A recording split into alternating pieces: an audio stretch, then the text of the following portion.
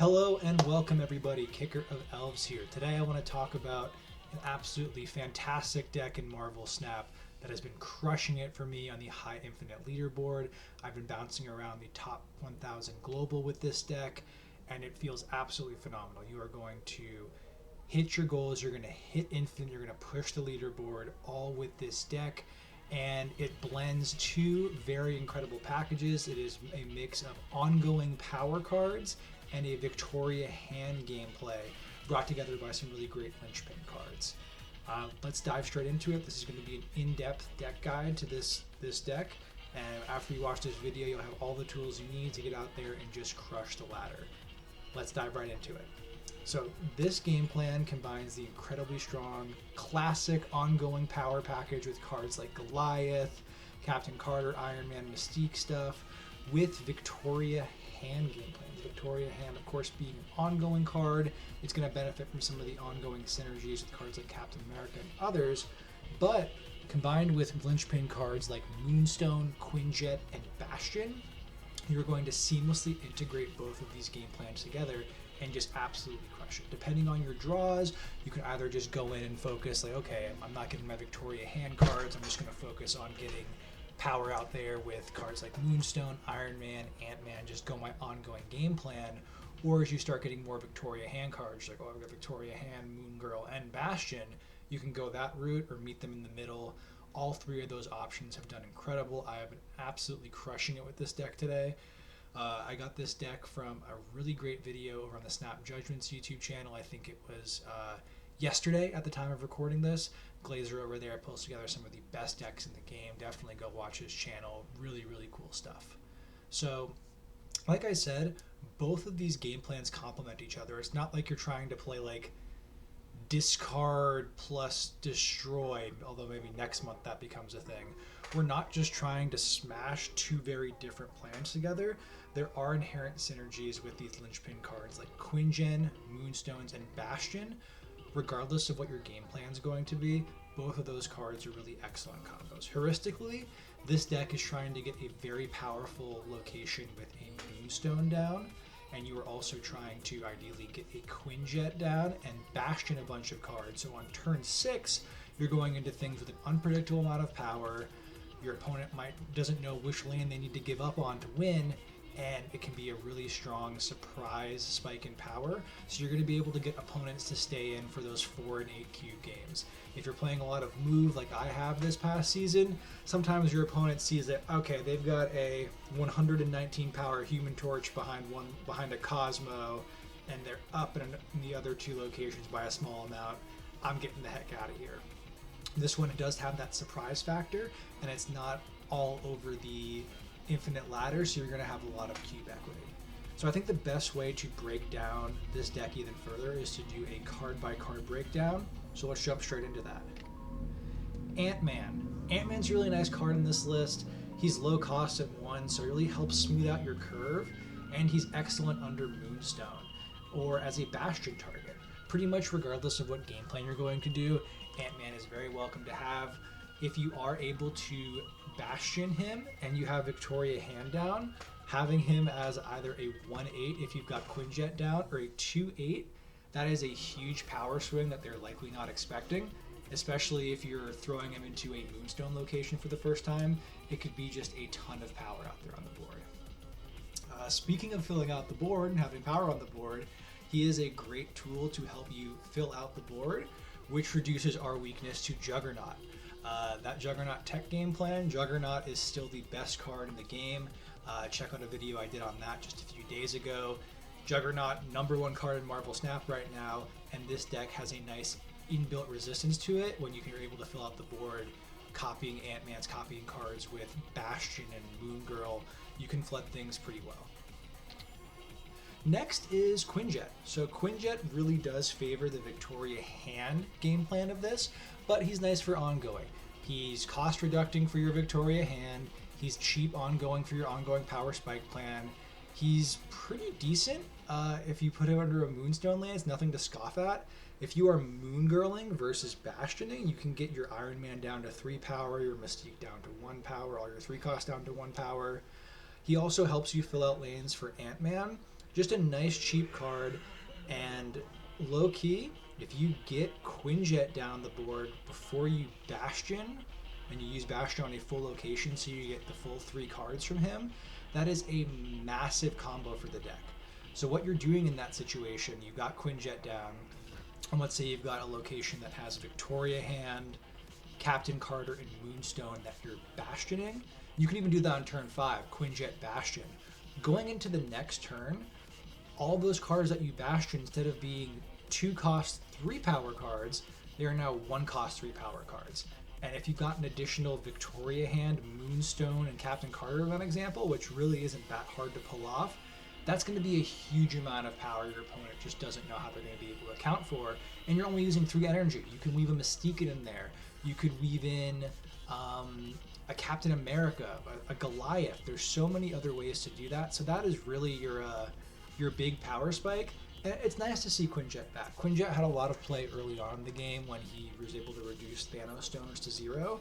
He's since fallen off a little bit, but this is a really nice home for Quinjet.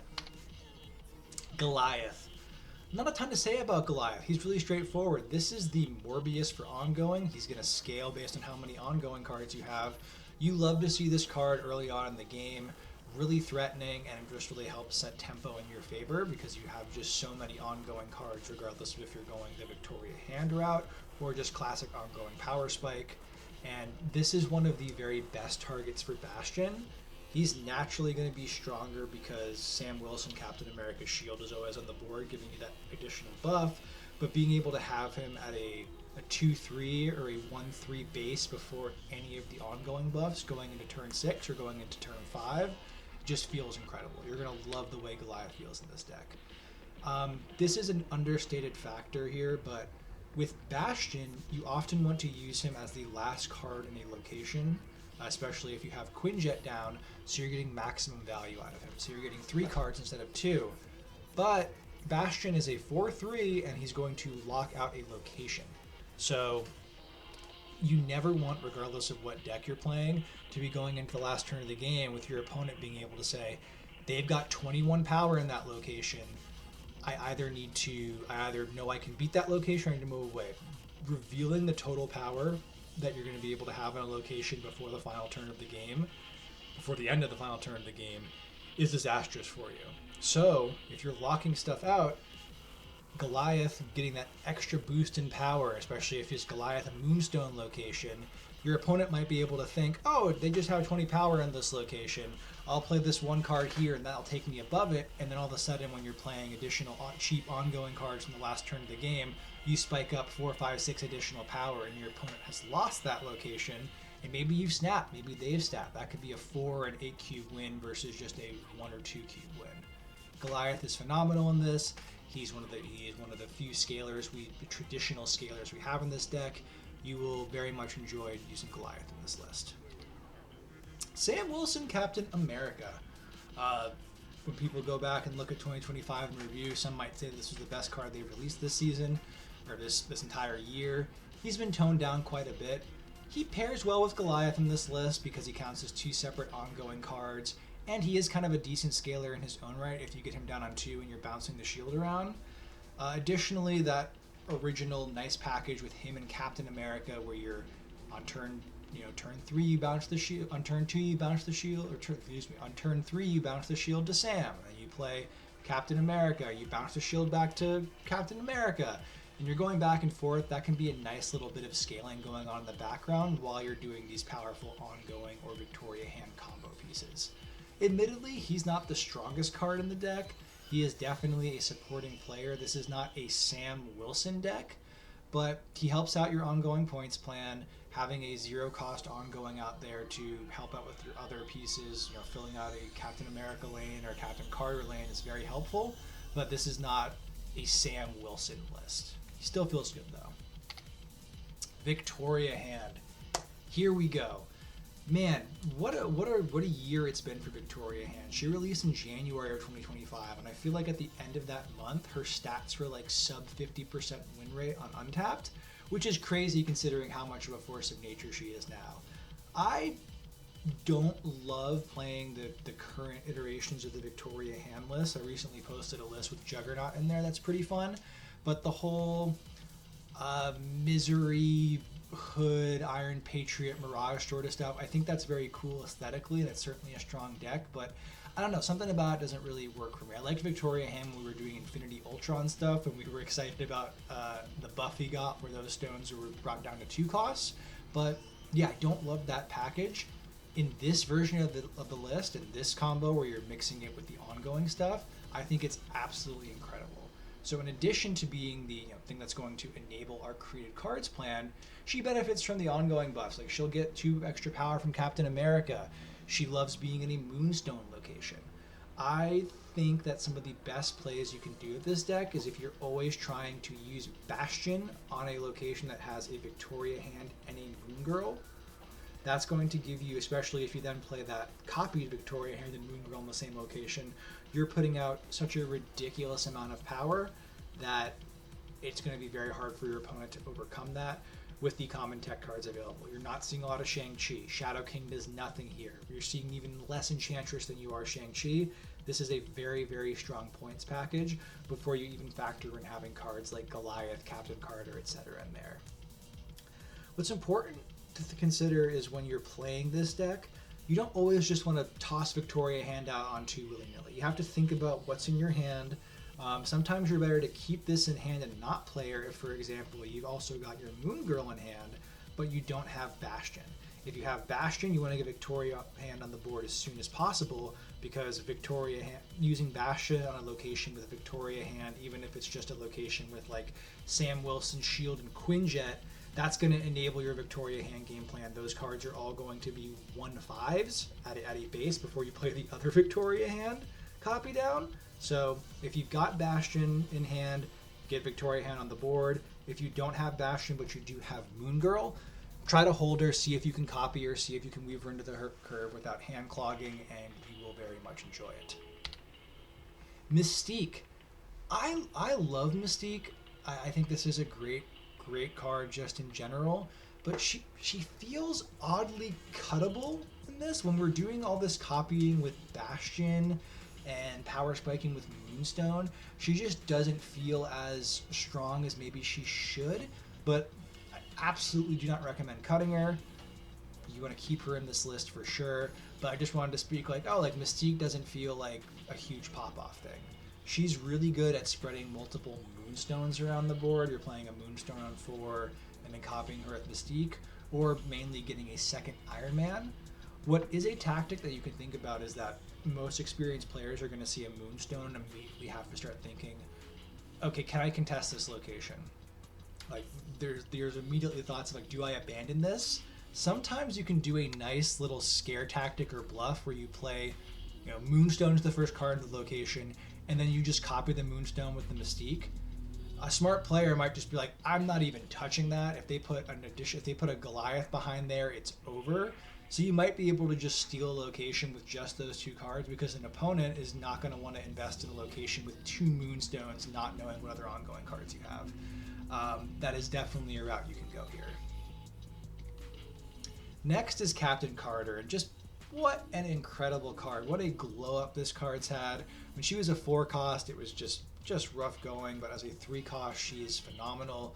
She might be my favorite Moonstone target in the entire deck, because passing on her, give the power of this card to the cards in the back row ability to Moonstone at a 4/6 can just make cards in the back lane huge. You're going to make Iron Man gigantic. You're going to make any Ant-Man gigantic. Any card that is lucky enough to be placed behind Captain Carter is going to be so thankful for it. And she is just a flat upgrade when you play Bastion on top of her. You are going to threaten so much power by having a Bastion to Captain Carter, and your opponent just has to respect that and be tactical around what you're doing. And because so much of this deck can be played as a big turn dump in later turns of the game, it's hard for them to account for that. Now, this goes without saying, but keep her in the front wherever possible. Use Sam Shields as you're moving it around to help get targets in the right place. If the curve works out that way, playing a late Ant-Man can be a great way to put a bunch of surprise power in there. This isn't going to happen a lot, but sometimes if you are able to have Moonstone be in the front location and Captain Carter in the bottom one, that's going to be more beneficial, or excuse me, if you're going to have Moonstone in the front row of a location, Captain Carter in the back, that's going to give more power to a full location overall, because Moonstone's going to be able to give her 6 power to both cards in the back versus Captain Carter giving her 2 power to Moonstone and Moonstone 6 power just going to 1. It's not going to be often where you're able to do that, but if you get like a I forget what the location is, but the one where it gives you +5 energy on this turn, and you have the opportunity to have Moonstone be in the front row and Captain Carter be in the back row, or honestly have both of them in the front row in a dream situation, that's going to be really, really strong. Captain America. I love seeing early series cards having an impact in meta decks. He's going to be a 3/9 in a full lane of ongoing cards, and you can be even a bit higher if you shield bounce a little bit with Sam's Shield. Just a nice stats package, really great with Moonstone. He's going to help in Victoria hand lanes if you decide you're focusing on that game plan, because Victoria hand being an ongoing card will benefit from his +2 that he gives. So could be a nice little spike if you're doing that and you don't want to just give up the Victoria hand lanes. Just a solid call overall. Loves being in a Moonstone location, loves Sam's Shield, loves Ant-Man, good buffs there. He just works here. He's not the flashiest card, probably the least flashy card in this deck, honestly, but just a welcome addition. Bastion, okay. I, like maybe many of you watching, picked up Bastion after seeing it in the World Championship winning Cerebro 3 list. I did not get Bastion on launch. I did not feel that it was like, oh, this is a must-have card. Again, there was lots of talk of like, oh, this will be great in Victoria hand lists. I'm not the biggest Victoria hand list fan until this list came together. But this card is the connective tissue between the ongoing power spike game plan and the Victoria hand game plan for this deck. Both components absolutely love this card. So deciding whether you're going to play Bastion on turn 4 or using him on turn 5 after you Moon Girl is a very skill testing aspect of this deck. You want to be very careful not to clog your hand. You're pretty much happy to always draw cards from this. The only time where it's like you're fine clogging your hand is if you have a Quinjet on the board and you're bastioning a location that just has exact ongoing cards. You're bastioning like a Victoria hand, Moon Girl, Captain Carter location. You're fine to clog your hand if you're putting those as 1-cost cards into your hand on turn 3, and you're like plan that out, and you say, okay, I have these 3 that are going to be 3 cost. What do I have for the rest? Okay, I'm fine. I don't need to worry about drawing my Iron Man because I'm already covered here. Now, very crucial, talked about this a little bit when we were going over Goliath. Make sure you have a way to boost up the power of his location after you play him. You don't want to give your opponent the idea that like they know how much power you have in there. Make sure you've got a Goliath in there. Or if you're comfortable just throwing that location, that's fine too. Depending on how you're doing this, if you are able to weave a Victoria hand or a Moon Girl copied card, or just another created card you got from a location, if you can get 1 or 2 of those in the Bastion location when you fill it up, when you play those other Victoria hands or Moonstones, that's another way to scale. You don't have to rely just on Goliath. You don't have to rely on having one of the cards be in the lane that you Bastion be Sam's Shield that you can move out of there. Those are fine ways to do it too, but there are other ways around. You just really, the worst thing you can do in Marvel Snap is let your opponent be confident and know that this is your power output in a location is set going into turn 6. Always have that surprise factor. Bastion's really been impressing me. We're going to continue playing this list. He's very, very strong here. Moon Girl. Moon Girl, she's really only in here for the Victoria game plan. Candidly, I did try cutting her for Juggernaut for a couple of games, just because Juggernaut's the best card in the game. But it started feeling like at that point, like, why am I doing the Victoria hand stuff at all? Like, should I just be going back to like the safety blade kind of list that's more just focused on classic ongoing stuff? So I did end up bringing Moon Girl back in, but that's just how like superfluous I thought she was. I was like, what if I just get Juggernaut in here and my Victoria hand game plan is just based on bastioning? Wasn't quite it. So she can be a little complement to the, like, she's really here for your Victoria hand game plan. She can complement your ongoing game plan a little bit if you have Quinjet down before you play her, or if you're able to be like really cheeky and get multiple Quinjets going into turn 5. but she really wants you to be doing Victoria hand stuff. She wants to copy your Victoria hand, or if you've got, if you've played Bastion on turn 4, you've got Moon Girl in there, you're copying it that way. You want to get multiple Victoria hands and cards to play that will benefit from Victoria hand with Moon Girl. Honestly, this card, I know she got buffed not like within the year or so to 4 or 5, but I wonder if this is another buff candidate. This is the best deck that I've played that includes Moon Girl in a hot minute, and she still doesn't feel amazing. Moon Girl decks are generally ones that I kind of shy away from. Like if I see a deck that's like, oh, check out like where Moon Girl is a centerpiece, I'm usually like, I'm gonna pass on that one. Like the head pool, like copying deck from last season where you're getting multiple deaths and Moira X, that sort of thing. That was pretty cool. But yeah, this is, in short, on Moon Girl, this is the best Moon Girl deck I've played in quite some time, and Moon Girl still doesn't feel incredible in it. But I don't know what we want to do to cut her. I think she's still relevant here. Moonstone. All right, here's the queen of the castle here. She is perhaps as much of a major connector to the Victoria hand and ongoing power spikes as Bastion. Both sides of that game plan absolutely love Moonstone. This was another card that launched in the same month as January. Was a crazy month. Launched in the same month as Victoria hand, and that was the same month that Iron Patriot was a season pass card. You might remember playing decks where it's like, I'm getting Iron Patriot over here, that I'm playing Victoria hand, Frigga Moonstone lanes, and like they were not doing as well as like these more refined lists are now. So I think what a glow up Moonstone has. If you were watching this and you're early on in your collection and you're like, I don't have Bastion, I don't have some of these other cards, I would strongly recommend picking up Moonstone early. This is a very, very, very powerful card to pick up. In this specific deck, you're getting multiple V hands, you're getting multiple Captain Carters, you're getting multiple Goliaths. It just feels amazing to have this deck going with her. It's really, really good. If you can Bastion her in a location that has V hand and Carter and Goliath in the same location, it's practically GG. Like you're getting just completely run over this way. It's wonderful. Additionally, she's an incredible target for your Bastion. If you've got a nice full location where you've got just Ant-Man, you've got Goliath, you've got Moonstone, you've got you're Bastioning that Moonstone, and then you're going into turn 6 with yet another Moonstone location, and maybe you're copying that Moonstone with Mystique. The possibilities are endless. Love Moonstone in this list. She's connective tissue in every way that Bastion is, and it's going to be a huge power spike for either game plan. Iron Man. Gotta love Iron Man. So Iron Man is going to be your counter to the go over the top decks like Move or like Taskmaster shenanigans.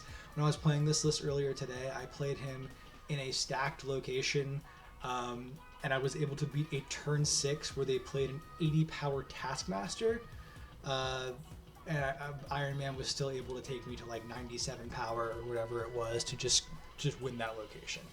He says, I'm going to go over the top of you. You're not popping off with Move. You're not totally popping off with Man Spider stuff. You must be this tall to ride. I'm a force multiplier in an emerging situation. He is very expensive, so you have to be careful about when and when not to play him. Iron Man and Mystique. Now this isn't December 2022. Iron Man and Mystique isn't always the way to go, but it can be a solid backup plan. And you're playing your opponent's not drawing perfectly either. You might be in kind of clunkier games. You'll be able to know if like, oh, there's a Mir Island or a Nidavellir, or Iron Man and Mystique's going to close things out. He's still a great card. He is just not your plan A. And the fact that we're having a deck with Iron Man in it and we're saying he's not your plan A just goes to show how incredible he is. And that is the deck. Thank you so much to everybody who's sticking around or watching live on Twitch.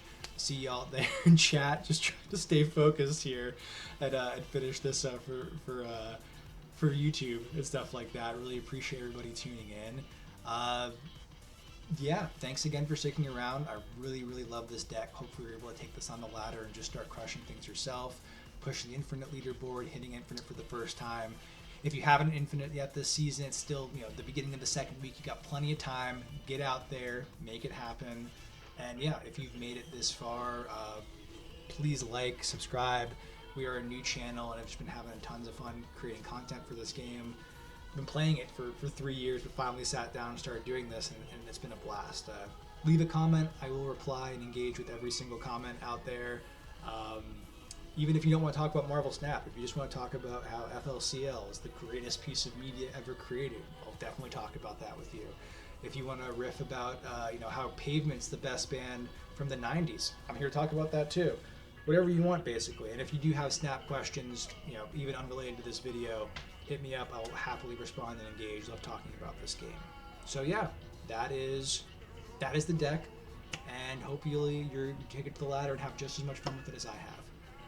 I've been Kicker of Elves, and I'll see you in the next one. Thanks.